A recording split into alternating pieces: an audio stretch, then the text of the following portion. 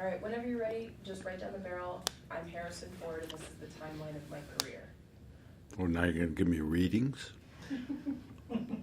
I want to tell stories that elevate our lives, change us, give us experiences which make us more empathetic, more human. I am Harrison Ford. This is a timeline of my career.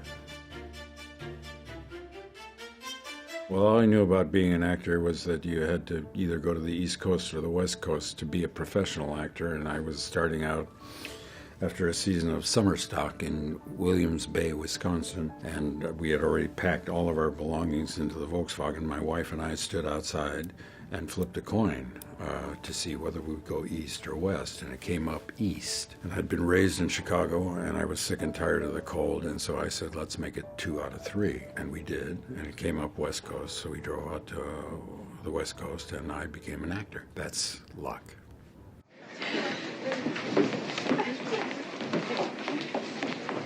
Bob Ellis? First film I ever did was Dead Heat on a Merry-Go-Round. I played a bellboy. Paging Mr. Ellis. Paging Mr. Ellis. Those are the entirety of my lines. No explanations required. Are you sure? Yes, sir. Fast ship. You've never heard of the Millennium Falcon? Should I have? It's a ship that made the Kessel run in less than 12 parsecs. I had done American Graffiti with George Lucas. George Lucas made it known that he was not interested in working with anybody that he'd worked with in American Graffiti, that he was looking for new faces. I was working on a elaborate portico entrance to Francis Ford Coppola's offices, working as a carpenter, when George walked in with Richard Dreyfuss to begin the first of the interviews for Star Wars. Somehow that rang a bell with George, and I became, eventually, Han Solo. The possibility of successfully navigating an asteroid field is approximately 3,720 to 1. Never tell me the odds. Star Wars was a big success, so I was happy to come back and play Han Solo again and again, but that was enough. But I thought that he had reached his potential, therefore could serve the story by dying. Chewie. We're home. Manner of death was not an issue. I was very gratified to see that other people were enthusiastic to have me back. I was happy to be there. I don't really have a favorite. It's just brick on a brick to build the story. It's not about the party. It's about what you're celebrating.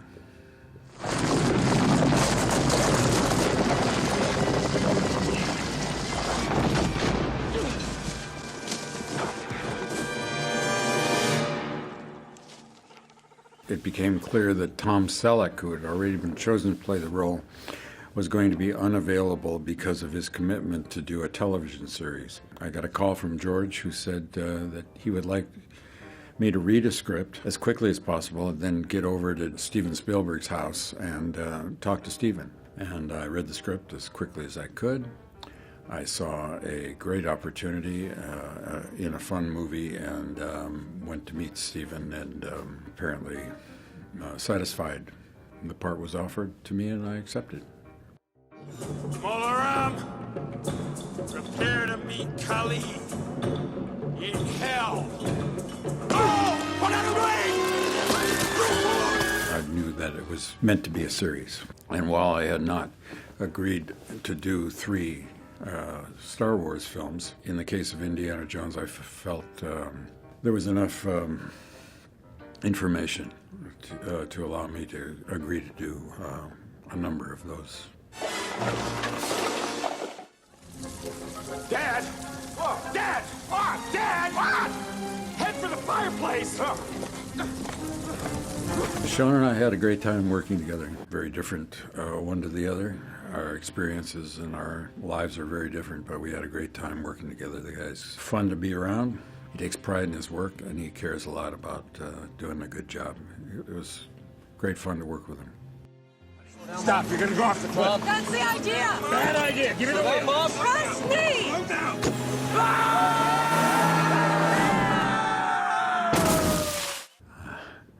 I was very happy to see Karen Allen come back, and I thought it was a natural extension of the relationship, and I was glad to marry her.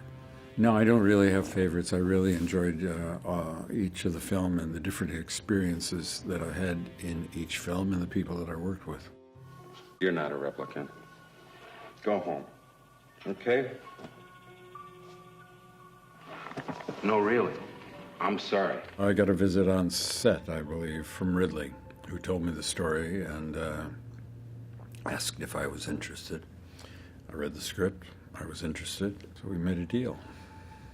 Well, I don't remember anything like Blade Runner up to that point. It's the character, the overall story, his storytelling skills made it an attractive offer. He reads. That's good. Me too. Not much else to do around here at night anymore. I didn't expect Blade Runner to come back, but I was happy to do it. There's no difference whether you're working with CGI or reality. The job is still the same, to create a character and behavior that helps illustrate the story. It's all make-believe. Want a drink? We're just here for the day. Would you mind if I took your picture? Now, just stand still, please. Fix your hat a little bit. Lady, you take my picture with that thing, I'm going to rip your brassiere off and strangle you with it. Got a script from Jeffrey Katzenberg, who was head of Paramount Studios. It was in the olden days when things moved fast on a handshake. He asked me if I liked the script. I said I liked the script. He said, is there someone you would be interested in working with as a director? And I said, yes. I thought I would be interested in working with Peter Weir. I'd seen films that Peter had done, and Peter accepted the job. We had 4 weeks of pre-production. Peter went off to research the Amish, and I went off to research the police. We came together, did some rewrites on the script, and shot the movie. I was surprised that I was nominated for the Oscar. But the film was very successful. Peter was also nominated as well, but we were unable to attend as we were making another movie in Belize, that being Mosquito Coast. Wrong, wrong, wrong. There are people in New York that live on pet food and would kill you for a quarter. You don't dare take a walk for fear somebody will stick a knife in your ribs. Think about it. You stay home and they come in through the windows. 10-year-old homicidal maniacs on every street corner. They go to school. They go to school. A very interesting character. That's what we look for as actors, departures, different characters to play. That is the beauty of having a career as an actor. You get to play different kinds of characters in different kinds of films, which appeal to different audiences. That's the fun of it. Well, I don't think you'd make the same film exactly today. You'd make a different film from the same story, perhaps. You know what the biggest problem of the 20th century is, son? You're not asking her jack, man. Go on, get out of here. Haul ass, I haven't got all day. You go now! Don't mess with me, man. I am an American, and I am crazy. It's an example of the kind of film that we used to make in the olden days, with directors that were really important in the formation of a career for me. I didn't actually do it all myself. I got to work with the Alan Paculas, Sidney Pollack, Mike Nichols. Those kinds of films are as important to me on a human level as those more successful films, which I keep revisiting in interview situations because they are the most successful films. But that's not what makes a life. That's not what makes a career. That's not what brings pleasure to the pursuit of something ineffable. My wife first. I promised myself that when I saw you, I would get to know you. You're the first woman I've seen in one of these damn things that dresses like a woman, not like a woman thinks a man would dress if he was a woman. Thank you, I guess. Mike Nichols, romantic comedy, great fun. Mike Nichols was a smart guy. There were a lot of directors that I worked for in the olden days. I'm looking for people to work with intellectually and emotionally. I'm looking for something different to what I've lately done. I'm looking for something new, something different, something challenging that serves me to help me choose projects. It was a very interesting time.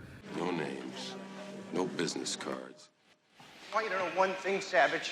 I know. Sure you do. Go ahead, play cool. I know. You killed her. You're the guy. Yeah, you're right. You're always right. Alan Pakula, sweet, generous man, and a really good filmmaker. Great pleasure to work with him. The story came from a book written by Scott Turow, based on a real-life case. Scott Turow was a prosecutor in the Chicago area. It was a very interesting character to explore. He has an affair with a business associate played by Greta Scacchi, and he suffers the consequences of his infidelity in a dramatic way. I think it's a powerful, emotional story, and I love making that one. I love working with Alan. I worked with him again on a movie called The Devil's Own with Brad Pitt, which I also think is a really good movie, although we had a real hard time making it. But Alan I think finally made a really good movie out of it.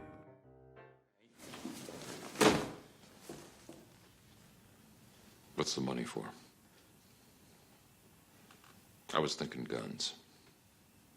I was thinking IRA.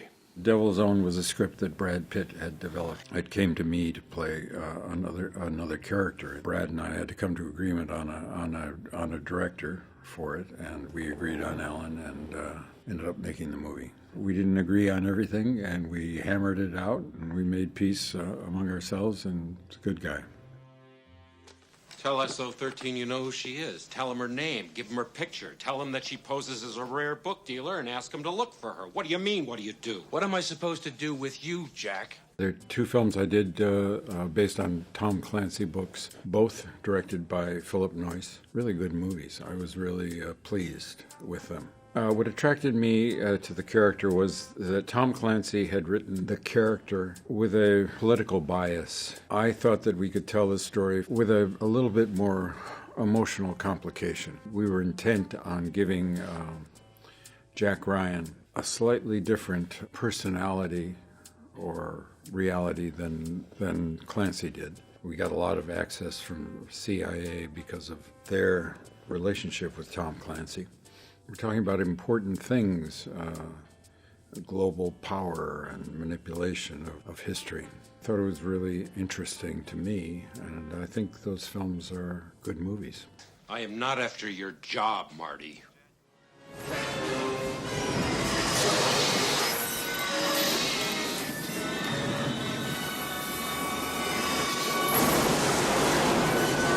I did do The Fugitive. Based on the quality of the script, the potential for that character, I thought it was ambitious. Well, I never considered myself to be an action film actor.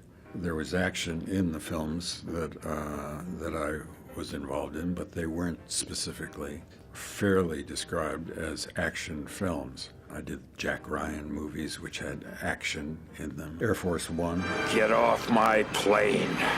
Was an action film. Donald Trump's favorite president. I'm not reminding you, I'm reminding him.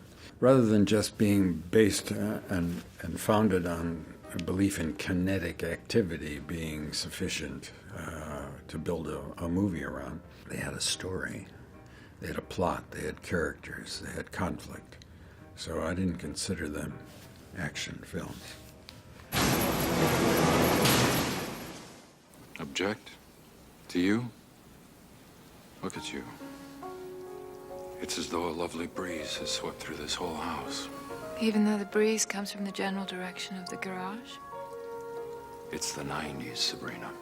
So they say. Sabrina was a remake of a movie that starred Humphrey Bogart and Audrey Hepburn. I made the choice when we did the film not to watch the original. I didn't want to make choices based on doing it like Humphrey Bogart did it or not like Humphrey Bogart did it. I just didn't want to know, so I didn't actually take the opportunity to look at the original version. You can have it all back the way it was. But you gotta take it all. He's lying. He's screwing another woman. They're laughing about how easy we are to fool. Stop. Don't do that. I'm done with them. That was another Sidney Pollack movie. Powerful experience for me, working with Sidney again and the cast that he assembled. And I always found it very interesting to work with a director more than one time. And in my career, I did 2 films with a lot of different directors. Second time, you always find something new, something different that exists because of the experience that you've had together already. Interesting personal experience, and hopefully good movie.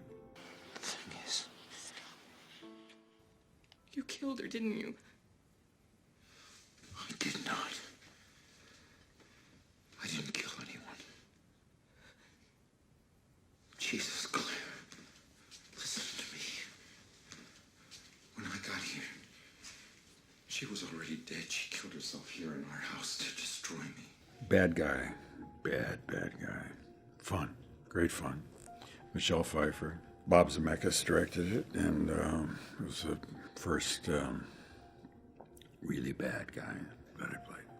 Was that what drew you to it? Oh, yeah. I enjoy a good tale, and I'm not just looking for good guys to play. I'm interested in the humanity of characters that are not obviously good.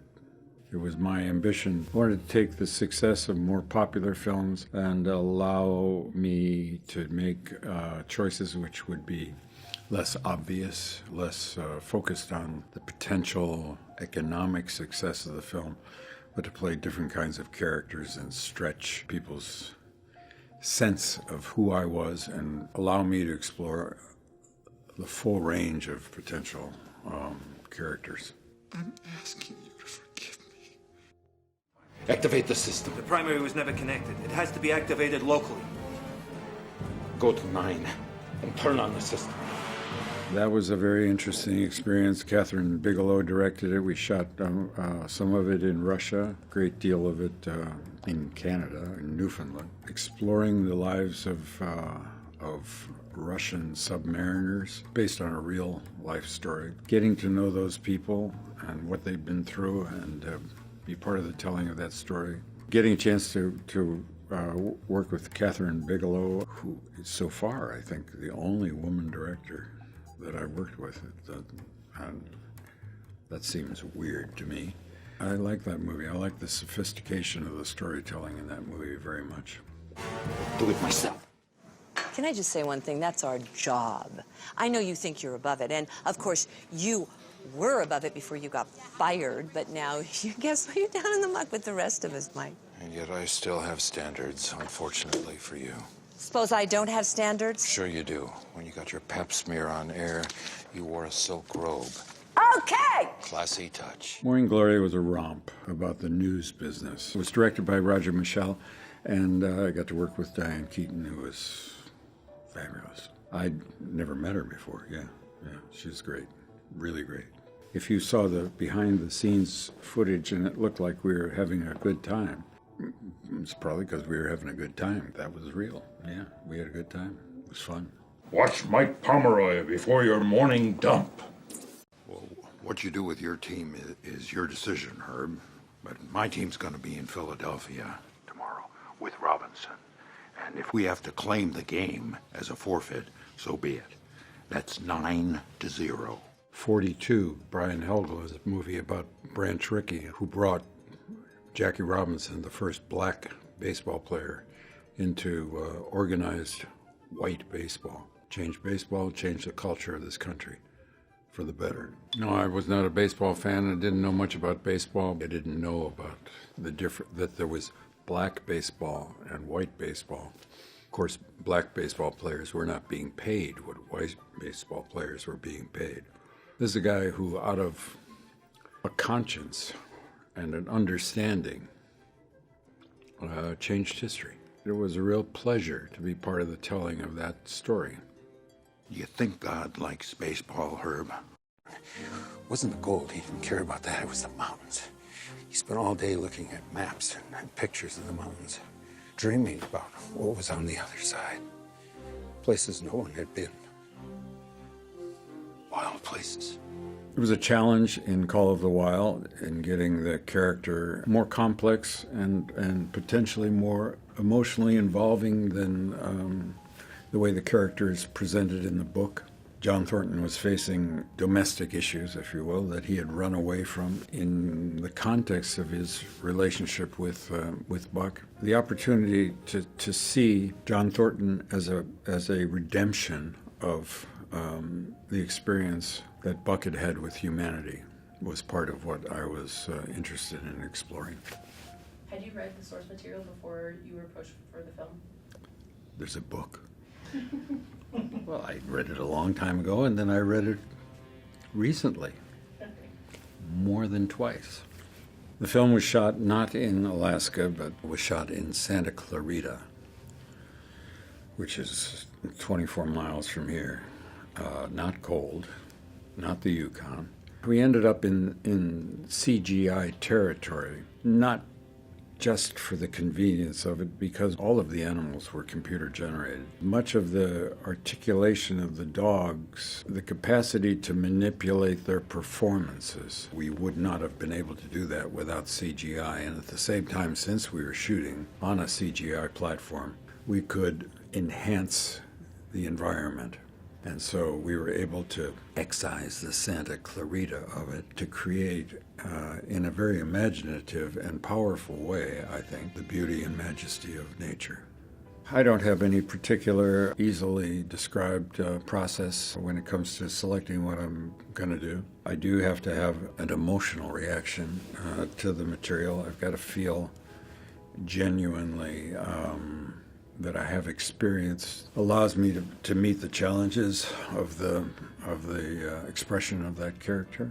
The experience I've had working with different directors, different actors. I've certainly learned more about the craft of acting. You never know how it's going to turn out, actually.